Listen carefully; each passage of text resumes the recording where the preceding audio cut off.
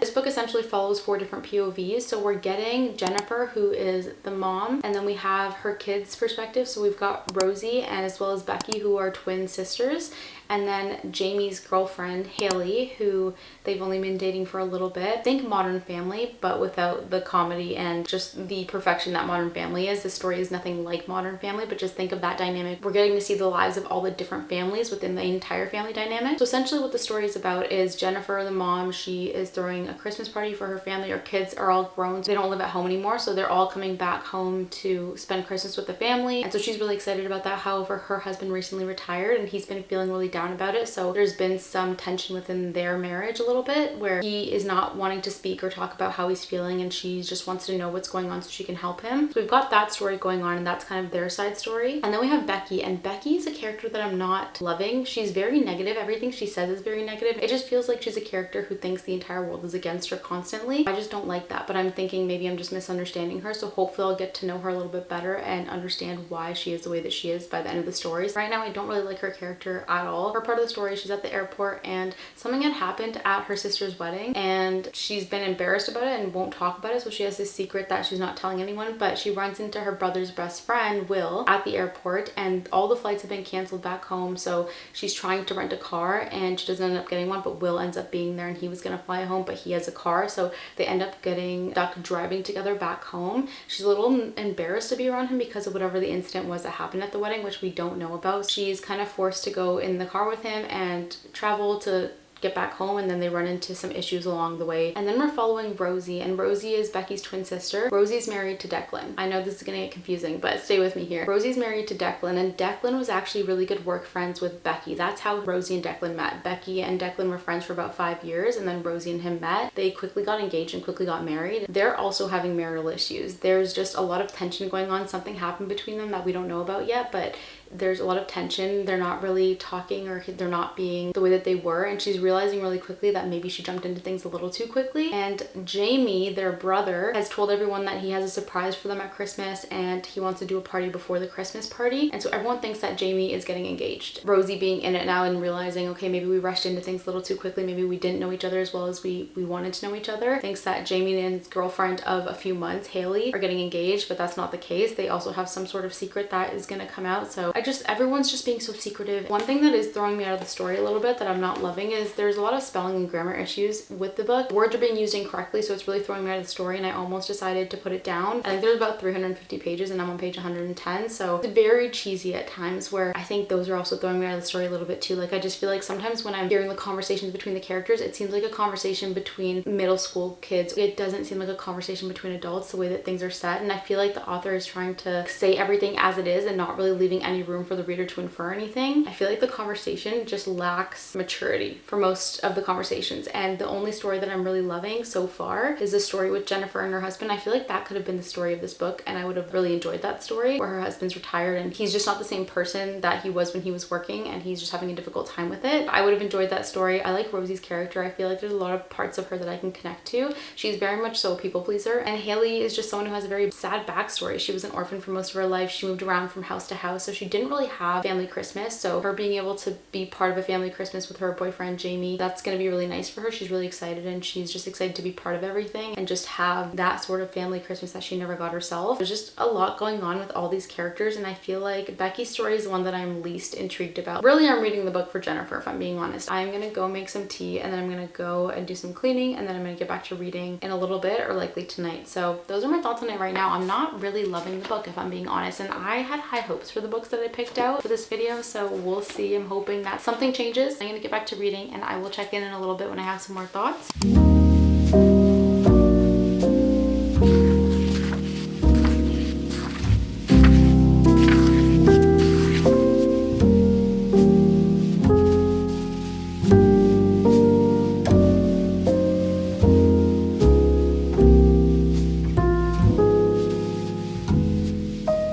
I am 282 pages in out of 342, so I really think I can just get this done today. I'm not loving this book. I think my opinions haven't changed. What's weird about it is that I'm enjoying parts of the other characters' chapters, but when I get to Becky's chapters, I am not enjoying it at all. Anytime I get to another character, I'm like, okay, maybe this book could be a 2-star, and then anytime I get to Becky's chapter, it drops it back down to a 1-star. Like, I am not enjoying her character, her storyline at all. A lot of the things that the characters are saying sound very high school, very elementary school. Like, it doesn't seem like two adults speaking to each other. They're not conversing in a way that two adults would. So that's kind of throwing me off a little bit. And then on top of that, I just think the dialogue between the characters, there's nothing to it. It's very bland. I feel like if you took away everything else and just left the dialogue, you wouldn't be able to differentiate who is saying what, because they all speak the same way. Like, no one has any differentiating factors other than the fact that they all have different interests, but you're not really seeing that through the way that they talk and the way that they express themselves. All the characters say the same thing. Like I said, if you took away everything else and just left the dialogue, you probably couldn't tell who was saying what. The way that the dialogue is and the way that the characters speak, it's not realistic. I don't know. I'm not enjoying it. It hasn't been fun. I've just been trying to get through it. Another thing that this author does is she really dumbs the book down for you. There is no room to read between the lines. We know what's happening and they just explain it again. It's very repetitive. We hear the same things about the same people multiple times over and over and over again. It's like, yeah, we know this. We get it. You've said this about yourself a lot of times. Becky also compares herself a lot to her twin sister Rosie, and not in the best way. They were very close growing up and they always bonded. They did everything together. They had each other's backs. Like, there's nothing like that twin bond. And she's very negative in the way she talks about her. Anytime she's being compared to a certain extent to Rosie, she makes it sound like a negative thing. Like, Rosie is someone who's very much, she did ballet, she's more creative and had the art side of things, whereas Becky is someone who's very corporate and she's in the tech world. Anytime anything's brought up, like, she doesn't like romance, she likes crime and thriller books, but like Rosie likes romance books. So there was instance where it was brought up about Christmas gifts and someone was saying, like, what if I got you romance books as like a bad gift or whatever? She's like, Rosie likes those, I don't like those, I'm more into this and this. And I was just like, why do you need to put your sister down to discuss your interests and things like that? Like, every single time someone talks about her interests, she's always comparing it to her sisters and putting her sister down in a way. And I just feel bad for Rosie in this book because she just wants to spend time with her sister. She wants to be close to her sister. And Becky, like, there's a lot of issues I have with Becky and her entire storyline. Like, I just don't care for her as a character. I don't like her as a character. She frustrates me so much. I want to see how it ends just because I'm curious about some of the characters' storylines. If I was someone who could DNF a little bit more, I would, but because I'm so far in and as someone who doesn't have a lot of time to read, I just feel like I need to finish it. I'm just gonna try to finish it today and start reading the next one. Hopefully I have better luck with the next one. I had really high hopes for all these books that I picked for this video because I did some research beforehand and seeing what was going to come out. I wanted something that wasn't just like a light Christmas type of Hallmark book. I wanted something that had a little more depth to it and had a little bit more of complicated family dynamics. And so I did some research beforehand before I picked all the books that I'm reading this video. And I feel like this had potential to be that, but it just is not delivering. Let's get to reading. I've got my book, I've got my matcha, so I am ready to just lock in and finish this book.